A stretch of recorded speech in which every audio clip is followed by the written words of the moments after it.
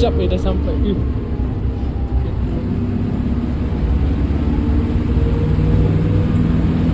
Okay bang, tempat biasa. Rumah saya.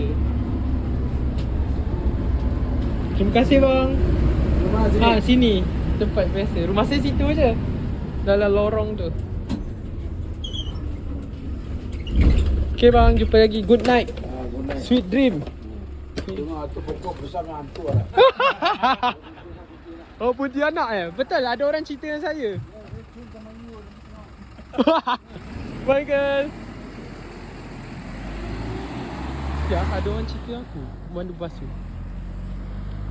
Tak, Alif cerita. Ni, kenapa dia terbang?